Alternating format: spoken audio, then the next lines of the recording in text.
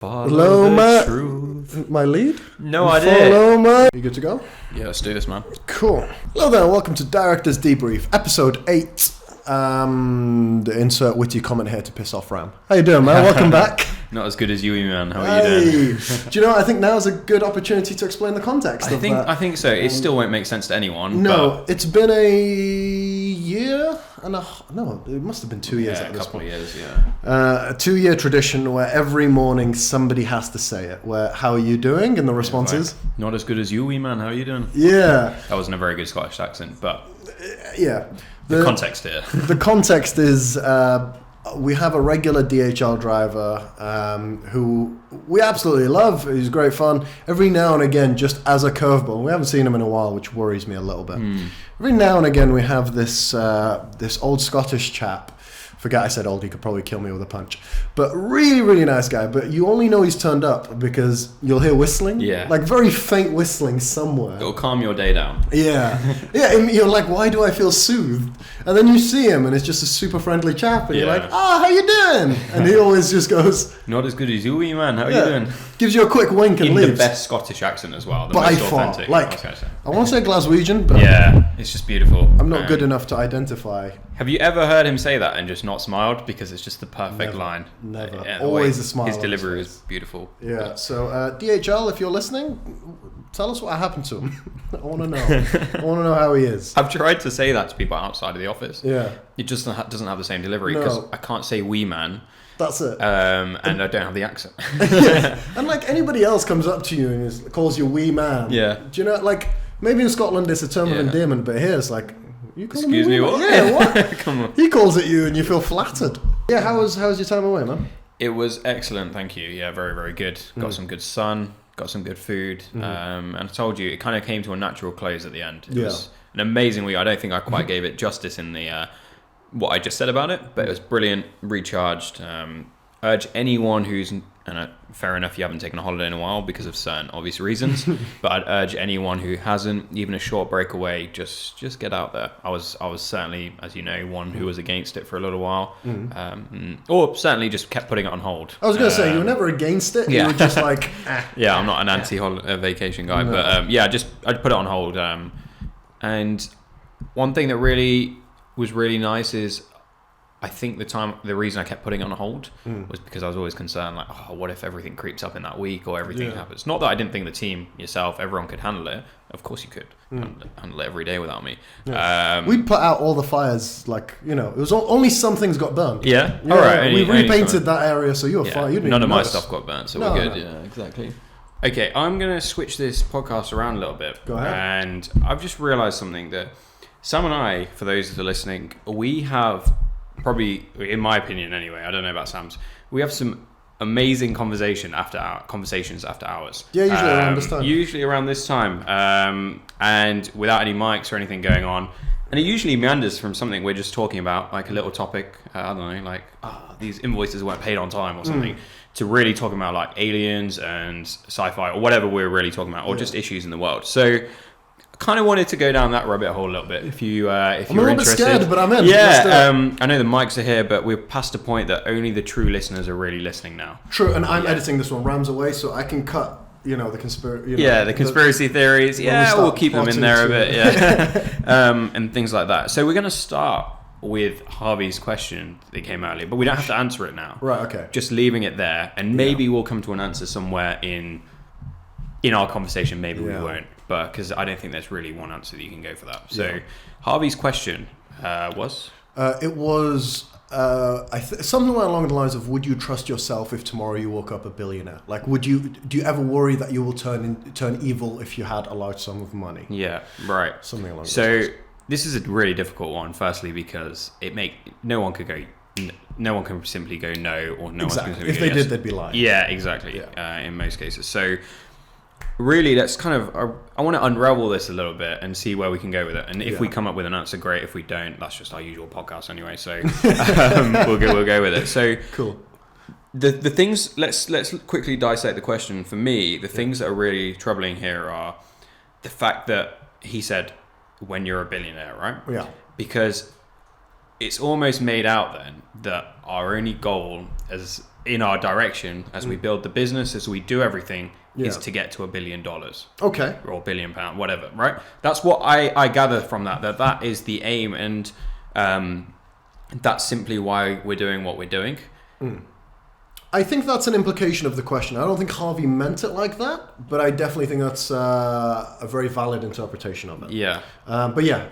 No, so yeah, that's that. And like I said, I don't mean that Harvey means that, but that's what he's gathering from our direction. And that's firstly something to unravel. And then I start to look around at the world, and I'm thinking, is that what everyone's really aiming for? And obviously the majority of people will not get there, because that's just the law of probabilities, unless we get some crazy hyperinflation going on. So why is that set out to be the goal? Why is it that we must be all driving towards $1 billion? Is it driven, and a conversation we had the other day, that money solves everything, money leads to a better life? And I don't want to get down that whole generic thing of money doesn't buy happiness or anything, but I just wanted to unravel that part, and that was what was troubling me. Yeah. Can I ask you a question? Yeah. What's your goal in all of this? Because we were both talking about the fact that there are much easier and quicker ways to get money than entrepreneurship, and much more secure ways. Have you ever given that much thought? What your sort of end goal is? I'll be honest. If we just go back to what I just said, that was probably my goal in the beginning. Yeah. Okay. No. What I mean is, without actually saying it to myself, that was probably my goal. Okay. Right? Like, I must reach towards where I can. Yeah. Okay, wherever I get, but it was drilled into my mind that is the only measure of success. Yeah. And definitely. That's just the way it is. I'm not saying I'm some monk who's given up all material possessions and everything and sees no benefit in that, or no appreciation for that. But certainly, and if I'm being wholly authentic here, I'm starting to appreciate the feeling I am in that moment, like as we're doing things. Okay. Because it's great where we're going, but I try not to dwell on that too much now. I know where I want WP to be, know where this is, but where I want to be as a person, I'm still leaving that up for some debate. What I'm trying to take more notice of is what makes me feel good and what makes me feel empowered and happy. Yeah. Happy is a general word, but certainly, like, I don't know, today we were doing some deals, we were working some deals, and we were in meetings, and I was reverse engineering my thought process. I was like, what's making me feel a little bit good in this moment? Yeah. And it was the fact we were in a meeting that I don't know how we ended up towards that goal. Obviously a lot of hard work from the team as a whole.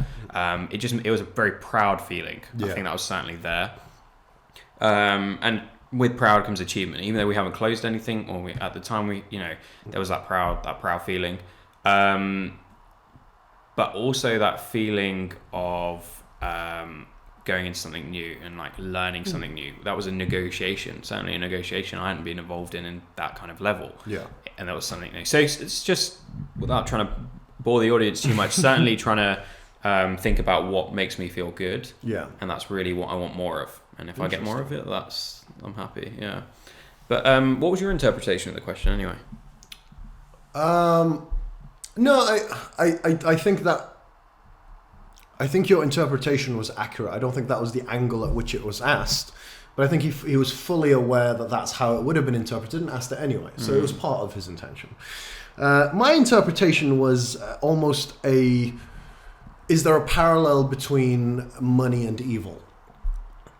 And I think that there are a lot of variables involved. I used the example of, like, if I was in Justin Bieber's situation, people gave him a lot of grief. He had, what did Harvey say, 18 million at 20 or something? I think it's something like 200 million. Oh, 200 million at the age of like 18 or 20 years old. And people gave him a lot of grief for it. And at the time, I remember looking at it and going, yeah, it's a dick move. I'd be 20 times the dick he is. If I was at that age with that amount of money, 100%. You know, I would be racing Ferraris all day long. I might not piss on people, but I'd be racing Ferraris all day and night. Is that evil though? He didn't do anything evil. It was reckless. What is evil as well? Well, you want to go down this rabbit hole? I want to. And it goes down to my thing that I mentioned to Harvey yesterday, right? That it's perspective. Yeah. Like, no one thinks they're doing evil. Any evil billionaire doesn't think they're doing. They don't think they're doing evil, or they're being evil. Are we evil? maybe to some people. Yeah, actually. Like the fact we're Again, if you wanna open that rabbit hole, then it's like, what is, it's the pros and cons of money. If you're eliminating evil from it, I don't think there's a correlation between evil and money. I think there is. I love the phrase that like money just exacerbates the person that you are. So if you're evil, having money just gives you more resources to be evil. Again, we don't know what the definition of evil is. And the same with good, I think. I think if you have good intentions in life, money just gives you access and resources and tools that let you do more of that. Right. But how do you make sure that everyone's got some good and everyone's got some bad? Yeah. As humans, right? What makes sure that those good attributes are activated and those bad attributes are kind of suppressed as you do get more power and influence? Not to go all Jordan Peterson on you, but I don't think the bad needs to be suppressed. I don't think like there's don't fucking murder. Don't negatively impact other people's lives. But like, let's take the whole racing the Ferrari down the strip. I think it was very selfish. I think it was very, there could have been a kid walking to school that he could have run over. Could have. Didn't actually happen. So you could ask the question, how much bad did he really do? He got a fine, he paid it. And that was sort of the end. So I think there is something in that, like, pursue some of your own desires. Like, don't bottle up everything. As long as you don't negatively impact anybody else. So if he'd have run over a kid, I'd have called him a piece of shit. But the fact that he raced a Ferrari up and down the strip at his age, had some fun doing it, I'm like, he paid his fine, whatever. Luck's got a little bit of part in it as well. Here's the thing. You can say that about literally everything. And so I think it's just like in maths. If you see two things on the opposite ends of the equation, they cancel each other out. Right. Like luck plays a factor into everything. Every single thing. Yeah. Interesting. Do you think you've got lucky? 100%. And again, it's all about perspective, right? Yeah. My parents sacrificed a lot to move out of a war. It wasn't war-torn at the time, but it was being war-torn country. Moved all around the world, and we landed in the UK. So that I can wake up in a relative, not a huge, but a very cozy flat. I get to get in a car that drives me to work. Again, it's a shitty car, but I have a fucking car, man. Do you know what I mean? Like, that still excites me. Sometimes when I drive home, it's a 2010 Vauxhall Astra. It's done over 168,000 miles, but it still feels a privilege to be able to drive home in the warmth because for 8 years, I slept on the tube. You know? And that's schlep, not slept. Don't ever sleep on the tube. Okay. You'll wake up without one shoe and any documentation. Schlep? Schlep, like just dragging yourself on. And so, but also there's this bigger conversation that we recently had again after hours of making your own luck. Not making your own luck, being able to see the opportunities that come your way. Have you ever... Do you know anybody who's like always, you don't have to call them out or anything, but that always seems to have a reason for like always, if they see success in others, they'll blame luck or a lack thereof? I've seen that in my life, but no one that's close to me at the moment. Like no one. Fair enough. You shut them out real quick. That's the kind of guy I am. No, fortunately, unfortunately, whatever. No, how about yourself? I've seen it here and there in people. And again, I'm very good at separating attributes from people, but I've seen it here and there in people. And I always think back to how if they ever point out that somebody was very lucky, I always question okay, what was the luck? And then it's very easy to pinpoint. It was very rarely luck. It was an opportunity that they were able to make the most of. And I can't tell anybody else that this is an opportunity that you missed out on. I think you can only see that yourself. Like when I first started working here, working for the subsidiary of the company, I went from working as a full-time fraud analyst at a pretty cool financial institute, to working 3 days a week on minimum wage. But there was something that was very exciting, and I decided to stick it out. And like to somebody else who's come from a full-time job, living in the city, doing all of this stuff, an opportunity like this at face value would have been relatively easy to pass up. Yeah. But I don't think I mentioned this to you. I had 2 other interviews lined up that I didn't even attend. They're pretty good companies as well, from what I remember. One of them I was super excited about because it was a startup with the startup culture ping pong table. It would have put the blinders on me and I would have fallen in love with it. But there was something very exciting about. I interviewed in this very room before it became a conference room. It was actually the office. Yeah. There was something very exciting about being here, and like I went with my gut. If I'd have gone to the other company, I don't think I'd have the opportunity to sit here in front of a mic and tell you. So, yeah, I think I am very lucky, but also it's very much partnered with. I think everybody gets their share of opportunity. I think some people pass them up, some people take them. I think that's absolutely right. Yeah, and again, we had that conversation. Yeah, he said some. I just want to. Sorry, I realize most of this podcast is me speaking, but no, this is good. I actually wanted to take this forward because go ahead. I think I kind of want to uncover a bit more. And sorry if I feel like I'm taking the lead on this podcast, but what I've found in the podcast we've been doing, and the audience can hear this, or you may cut this out. Okay. Is we've had a very good flow and we've had a very good structure and we've had taste questions there, but it's felt a little bit like a Q&A, and that's not the way you and I talk. No. And it's not the way we speak. I mean, like I say, our after hours conversations flow like there's nothing.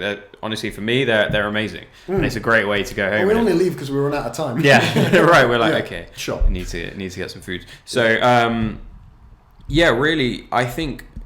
I kind of want to show everyone else some of the stuff that some of it, not maybe good, all of it, because there's some that's but a good amount, probably an unhealthy amount. I still want to show to everyone else. Cool. To kind of get a real grasp of who we are and the way we think. Yeah. In our natural way. Let's swing it back around to Harvey's question though, because I've realized that there are certain topics that you like. You stood up from your desk the other day. Yeah. Like because you sit behind me, so I'm sat here working, and then you're sat there. And I just asked you a question, and then you stood up from your desk to like point at things, and like you really got into it. So back to Harvey's question about money, right? I came to you with a proposition that I think is going to be very easy for a lot of people to agree with. Even though after our discussion, I started to see the flaws in my mentality. But let's take a pill that necessarily, I don't know if this exists. Let's say there's a pill that cures malaria. Sure.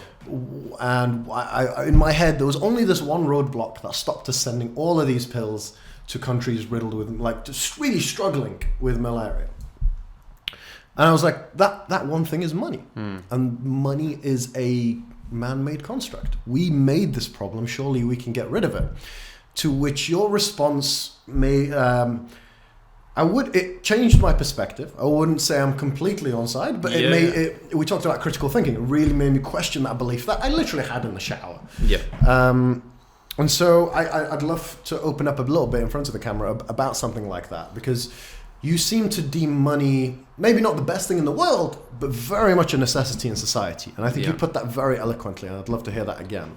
Yeah, absolutely. And for those that are listening and they may roll their eyes and think that I'm some money grabber or someone who's obsessed with money, I think we as society have a unhealthy relationship with the word, the terminology, and with its physical construct of money. For many reasons, mainly because of what it can lead to, which are material possessions, lifestyles, and so on. Do you think we have an unhealthy desire for money? Do you think that part is unhealthy, or do you think that's just natural? I think it's natural in certain respects. The jury's out on that part completely, but if we dive into what money actually is, I think we were discussing, as we were saying, that money is simply digital energy. And again, the eye rolls are coming out. I can feel them through people listening on Spotify or wherever they are. But hear me out for a moment. Just hold up. Digital energy. You give your time wherever you're working. People are working for different companies. They're giving their time, labor, or sat at an office table, wherever they are. They're giving their time in exchange for money. So you are exchanging your energy for money. Yeah. Money is simply what allows us to actually trade and interact with other people. It allows us to trade and communicate with people in different space and a different time. Otherwise, if you and I were to even try and transact, say you had, I don't know, your watch, and I had some tea, you'd have to exchange that watch for my tea, which firstly doesn't add up because my tea is that was not a diss on his watch, by the way. Very nice watch, I'll reiterate that. But it just doesn't simply work. And for years and years, centuries and centuries, millennia, humans were only able to transact and trade in that way. Yeah. They were only able to give their cows for something else, for crop or for anything. So this kind of halted development in the world.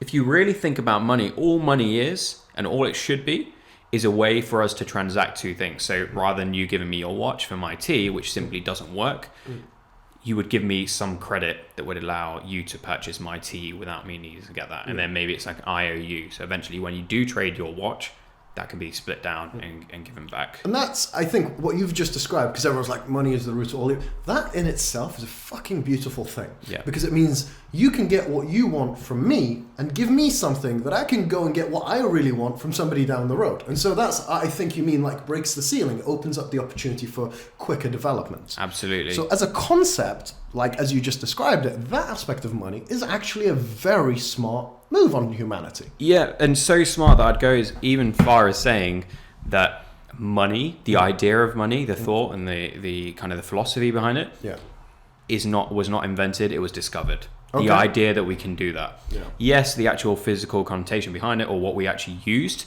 invented, right? Yeah. The dollar, the pound, the gold, whatever we used to transact with. I think seashells, glass beads in Africa, they were invented, but the actual construct of what, or the concept, discovered. We needed to have it. Now, where I personally think money went into evil, sorry, we got plenty of time. where money went kind of down the pot and why we started to lose the appreciation for it and start to talk of it in an evil way, in my opinion, is because of the way money was treated and handled. So before the days where we could transact and you'd give me your, I don't know, say for example we traded glass beads and everything like that, that was a way that society was moving, certainly in countries like continents like Africa. What happened was a centralized body would then, like anything, would love to take power. It's always happened. Kings, queens, tribes, everything. People love to have a central power. So, say the villager would control the circulation of the glass beads. Today we have the central bank, the British central bank, the Fed in America. Any central party soon realizes that they can control the flow of this money that's going around, and what was once an organic flow of money soon becomes something that's a bit centralized, and that's where we start to see things going in the wrong direction. Certainly this inequality, those that are holding certain assets become far wealthier, and those that are at the kind of the lower end of income or quality see that their money is simply becoming worth less and less. So I've kind of generalized that area, but I wanted to just summarize that I think the way humans have got involved with money, something that was discovered, is what has affected our opinion of it. But money's beautiful. Money is people are the poison, huh? Well, this is it, and we won't. I don't know. Do you see the appeal of power? Of course. Yeah. Let's dive into that, because I'm just trying to think about it. I think I do. I think I would take that. I like the idea of responsibility. I've always kind of been drawn to that because I've always thought I could do good with it, but I can't trust them. I don't know. What draws you to power? So again, the word power. People again like, wow, that's extreme. And I say the same for money. When people think money, they're thinking of the extremes of it, where it's gone too far, or greed and things like that. Same with power, the greed. Those, I don't know, they're probably thinking dictatorships. People that love and adore power. Let's put that aside for a moment. Let's just not talk about that, because that's got its own whole conversation. Sure. But let's talk about individual sorts of power, control, responsibility. I think it's an incredible thing. And what leads people to make real change in the world is influence, is control, is responsibility. And, all the way from Christ onwards, people have been able to create this influence and this control, which has allowed them to implement their changes in society. The issue is whether you say they're good, bad, or not. That's up for its own debate. But if you really want to make change in the world, you need to have some power, and you need to have some influence. And I'm even reading some books about that at the moment, about the power of influence and what that can do. We recently talked about critical thinking, and something you said really made me think. Like, critical thinking is an amazing thing. I quoted the Darren Brown book that I read that says, If you really believe in something, you have to question it. And if you come out the other side and still believe it, it's when you know you truly have that belief. And then we kind of veered off topic where we started talking about actually too much, and we didn't talk about this enough, I don't think. Too much critical thinking might not be the best thing. And this is where we start to talk like the government. Yeah. Like, let's control them, put them in sheep. But like, for society's progression, and by the way, we subscribe to the same society as everybody else. Right. We don't have any more influence over anybody watching it. We're not loyal to a particular government, society, or political power. We just, you know, from a distance point of view, when you look at countries that are a lot more behind their government or a lot more in line with the rules, regulations, laws, think Japan, actually specifically Japan and the technological amazing things that they have. You know, where's the balance? Critical thinking is amazing, but also following a particular leadership that seems to be effective is also very good. For the greater good. Like, yeah, I could totally see. I totally see that. Probably a little while ago, I would have 100% wholeheartedly agree with, or certainly wholeheartedly agree with you. That everybody should be thinking critically, or no, that everyone should be, you know, society. Agreeing with the point you just made of how society could perform better if everyone agrees on a certain direction and then follows that together. And alignment, and to a certain extent I see the impact of that. Again, we get to the point of who is in control of what direction those people are going on, who's steering the ship, and that's where something can get easily corrupt, because as humans, one person can become easily corrupt, whereas many people, it's very difficult for them to be easily corrupt over time. I'm very hesitant to bring this around to Bitcoin, but with the limited knowledge I have of Bitcoin, it does seem like a decentralized system seems best, taking power almost away from people. That's right. Is there a decentralized way to run a country? So again, I think that's an answer that will be seen over time. But you have to look at who actually controls our country. And without getting too deep into it, it has to do with money. It has to do with those that have money have power. Those that have power have control and steer the ship accordingly. Now, if you want to decentralize that power, you've got to firstly decentralize the money, and you've got to make it fair and equal. And Bitcoin by no means will create an absolutely equal society. I'm not. No one lives in that world. This will do it. What it does do is it takes it away from a single individual. It takes it away from concentrated individuals. And yes, there will be wealthier people, as there are today. But certainly I believe that if you take that money and that power away from the main government and give it to the people decide what happens. And the people decide the way things go. And government will become smaller. The government will have less impacts and effectiveness, and I really hope no one from the government's listening to this right now, but if you are, great. That would be my answer, and I'm still getting my head around that as a whole. Interesting point. I once asked you whether you consider yourself a capitalist or not. To my surprise, you said you don't. Not to my surprise, I don't think of you as like a diehard capitalist, but you know, you're an entrepreneur. But you said you're an Austrian economist. Do you still stand by that? Yeah, absolutely. So Austrian economics is capitalism.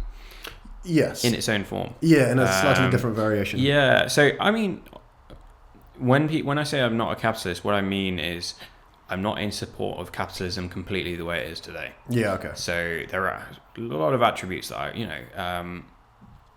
the fact that you can start from scratch and build something fantastic, free market, open market, great stuff.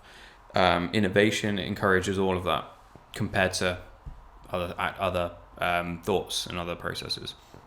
What I believe is that the capitalism we have today is corrupt and wrong, and this is where I get slightly conspiracy theorist sounding, but I genuinely mean it, that we need to fix certain things within capitalism. I've done a lot of deep dives into this of where we could probably impact it. So those that don't know, Austrian Economics in a nutshell, is a lot more about how we should be allowing the free market to decide and determine. Let the market decide, fix things. Things such as recessions, booms, busts, like those are natural and those should be happening. Let the market fix things rather than trying to get the government to tinker with everything when things go wrong, when things go right. Yeah. The reason why I did a little bit of digging on this, and I found myself agreeing with a lot of the core concepts. But something about Austrian economics is they don't believe the government should have influence over money. Is that correct? Yeah, that's right. And there was something that made me... there was a very interesting question, and maybe you know the history behind this because you seem to have a lot of historical facts. How and why did the government get control over finance, over money? Because the more you think about it, the less it makes sense that they have control over it. Yeah. Like they need to fight for the case of like, oh, education needs X amount, healthcare needs X amount. Sure, that all makes sense. But since when was like Bank of England a government institution? Yeah. Like, why isn't there a completely separate institution that deals with money? It is. So the central bank isn't actually the government. Okay. But they basically are. Right. There's a lot to unpack there, but you have to you go back to Henry VIII, right? Okay. So there's a story about Henry VIII. This happened way before. I mean, there's so many examples in history of money and where it's gone wrong in central governments. But Henry VIII was well known for clipping coins. So you'd have gold coins, and we used to live on a gold standard. So this was real hard money that people used to trade. I used to give you a gold coin for something. You used to give me one in return if I owed you something. That was the way money was. And it seemed like the logical thing. The issue is you have to have someone kind of controlling and minting this. Someone's got to be producing the gold, circulating. And unfortunately, that always ends up being the government because gold is so easily seizable. They're able to control it. They control the mining, import, export of it. So they soon became the people that were managing it in society. And that worked great. When gold coins were moving around in circulation, things were working fine. The issue happened when the government tried to slowly diminish the value of it. Okay. And what the Henry VIII did is he soon realized that in his government he needed money to fund a lot of different things, probably the beheading of his wives as well. It's pretty expensive. Yeah, isn't it? It is. But also many other things. He had quite the appetite and things like that. So he set up the whole Church of England. These were very costly things. Turned his back on the Catholic Church, all of this stuff. So what he did was they started clipping the ends of the coins off to take a little bit of gold off, thinking that no one would realize, and no one did to a certain extent. And over time, they were able to gather a lot more money within their own government that they could use on spending, maybe for his lavish lifestyle and other things. But what you're essentially doing is you're stealing from those people with money. Suddenly our money becomes worth a little bit less, taking a little gram off the gold and things like that. So that was what used to happen. And that has led to our system today in many different forms of us not even trading stuff that's worth the money that's written on it. The paper money, £20. We are not trading £20. It's not backed by anything. There's no silver that's backed by it. I didn't know that. Yeah. I think if we just briefly touch on how money was created, like as a banknote, it was exactly that. It was to say like, hey, you can trust me. I've got this amount of gold in the bank. Yep. I'm going to give you this as a receipt. So when you take that to the bank, you get to claim that gold. Yeah. That's how that works. Gold is out of the picture now. Yeah. How crazy is that? And do you know how that happened? Because I have no idea. I just know that they stopped doing that. No, so basically what was meant to happen is, like you say, you're meant to trade in a dollar note, let's say in dollars for a bit. You're meant to trade a dollar note, and that is essentially moving my little bit of gold to your little bit of gold pile and so on, and you own that much of it. Like anything though, many things, the bank soon realized that it could do things with this gold because no one was actually moving it or trading it around.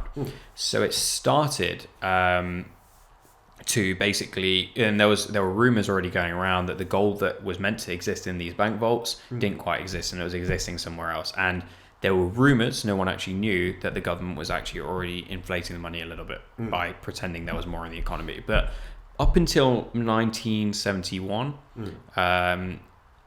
things were like that in America. It was a gold standard. Everyone would trade in that.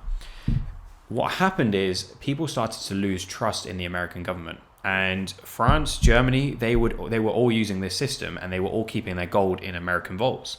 But for some reason or another, which I can't quite recall, they started to lose trust in America and what they were doing. So they started to recall their gold back from these vaults and saying, hold on a second, you're keeping your vaults there whilst we're trading our money, and everyone was following the American gold standard. This doesn't feel right. You've got access to our money and we're just trading paper notes. So they started to recall it, and I believe the president at the time, I've just gone blank, it will come back to me in a second. The president at the time in 1971 said basically your dollar is no longer tradable for gold. So you weren't able to get that gold from a bank, and they took them off the gold standard, and they seized they stopped any transition from gold. And what that meant is essentially your dollar was now what they call fiat currency. Yeah. It's not backed by anything, and things carried on. Nothing immediately happened except the price of gold shot up. And what that highlighted is that we had left the gold standard in that essence. So yeah, it happened then, and ever since then we've seen governments increase the money supply, teach us that it's perfectly normal for them to do that, increasing the number of dollar bills in circulation not backed by any gold. So really we're trading this construct. They're saying that we need an inflation rate of 2%. That's fine. This year in America, I think the last figure was 7% that they reached in terms of inflation. That means that your dollar that you had last year is diminished by 7% in value, and is continuously doing that year on year. And we'll see that continuously go. And I think that's one of the biggest surprises, and certainly one that I found when I went down this rabbit hole of people don't know that money's backed by anything. Yeah. So I'm going to turn down the intellectual level of this conversation because you just fucking took it. I don't think so, but yeah. It's good.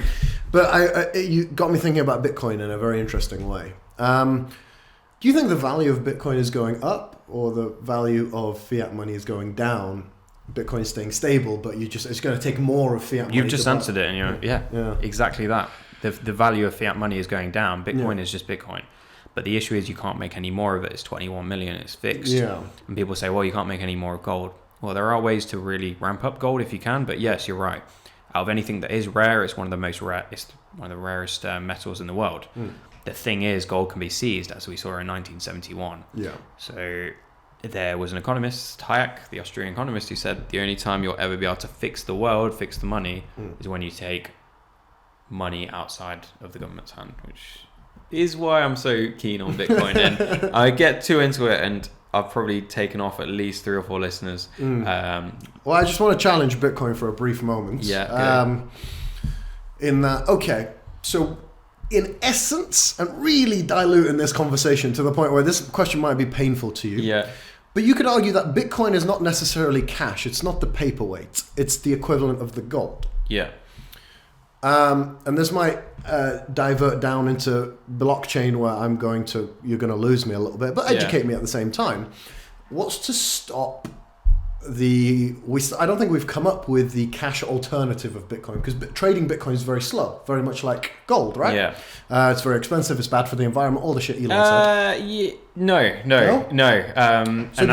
Sorry. So do you think we will still be trading Bitcoin? We will. Really? Yeah, in the future? So that's my opinion of it. I think there will be other digital assets out there. So I'm not like anti other cryptos or anything like that. Yeah. But the thing with gold is it's very expensive. Nice things about any other. Yeah. No, I think there are a lot. The reason I don't like the other ones is because they're very centralized. Yeah. There are people that run them. Yeah. Which I never get happy with anyone who runs anything. Yeah. Unless it's decentralized. So Bitcoin is not bad for the environment in transaction.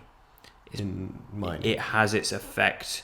Mining is what secures the network as a whole. Okay. So to keep that entire network strong and secure from hacking, so that no one can hack the Bitcoin network, you need to expend energy. And the only way someone can attack that network is if they're able to expend more energy than is expended into the mining.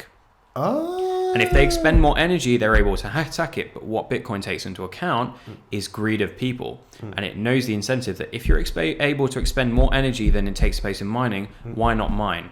And you can be successful, and no one will attack it because of that one concept. It'll be very easily identifiable, surely. Exactly, and you'll just flip a box, and that's why up until this date, 30, I know it's only been a little while, but still 12, 13 years later, not a single hack has happened compared to other networks and anything like that. Now, you talk about transactions, it's not necessarily slower, although other assets say they're quicker and things like that.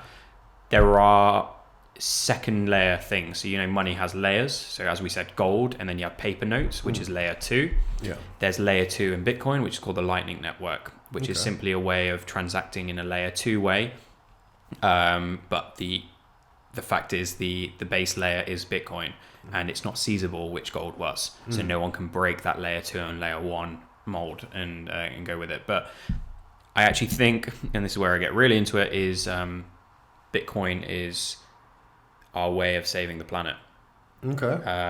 But touch on that briefly, because we're coming up to 56 minutes of a half an hour. Yeah, incentivizes the use of renewable energy because renewable energy is cheap. So, for example, a waterfall that no one is using for energy in Africa, the reason we don't use that energy is because there's no need for that energy in Africa at that moment. Right. But what if they could use mining in Africa, use that renewable energy that wasn't going to be used anyway, you mine it, and then use that currency elsewhere in the world? You're incentivizing the use of that renewable energy in places that weren't, which could then create a really nice plant in Africa near that waterfall because they're incentivized to create it because of the monetary value they get from it, that can then help also give incentives there. And I genuinely think it, and we'll see it play out over the next 20, 30 years, but you're going to see a lot of renewable energy coming out from that operation in there. But man, this has been good. I love to talk about it, and you put me right in my element for a little bit. But there was I wanted the world to see the enthusiasm. Was it last night or the night before? Yeah. You literally physically got up out of your seat and you were like pointing, and there was enthusiasm. I know exactly what you were talking about. I remember it. Yeah. I don't want to. We talked about most of it. Yeah. I think what I do need to work on, and hopefully you can help me with this, is I think certainly a big part of what I want to do is just tell people more about this, but in an interesting way that doesn't bore the hell out of them. So I'll find a way. But I think, little things like you just said, we didn't know that. I didn't know as well that money wasn't backed by anything. Little things like that. Genuinely, I'm 26 now. I think I found that out at the age of genuinely 2 years ago, maybe 3 years ago. I found that out. Blew my mind. That's incredible. Because I never knew that it was backed by. I don't think I ever knew it was backed by gold. But I think I was just like, this piece of paper means something. It means something. Yeah. And it really doesn't. Yeah. It's just a paper with writing in the right way. But it means nothing. And a final point that, if we've got a little bit of time, a little bit more, is I said that the inflation rate in America is 7%. I think the real world inflation is about 15 to 20%. The fact is that inflation rate, 7%, is measured on your basket of goods like tomatoes and baked beans in a supermarket, which isn't where all this excess money is going. No. But you look at things like properties, why are they sky high? People have this excess money. There's excess money in the economy that's flooding straight into these property prices, hard assets, things that aren't losing value. People continuously flush. I think the end goal of Bitcoin is to drive all of that premium out of everything that's overinflated and take them into price recovery and make houses more affordable, make things more affordable. Sell your houses now. Just saying. That's a long-term game, but it will. It's a bit of a joke how far things are going. But mate, it's been a pleasure talking to you. Absolutely, right back at you, man. We really took some turns here. Yeah, I think we'll have a off-the-camera discussion about this. But it was an enjoyable time. Thoroughly enjoyed that, man. It was a breeze to get to 59 minutes. Yeah. Been a pleasure. Do you want to tell the people? Yeah, thank you. So if you enjoyed any little part of that, even like a little phrase, please make sure you subscribe. That would be just really nice. We're still getting started. Let us know what you want to hear. If you want us to be more interesting, cooler, whatever you want to, let us know in the comments wherever you do watch. We'll leave Ash's Bitcoin wallet details in the comment section for you to donate. Yeah, donate to the project. It's a minimum one Bitcoin at the moment. Exactly. It's not. It's just one. Yeah, just one. We're so kind. Yeah, that's what we ask. But we'll see you soon, guys. Take care.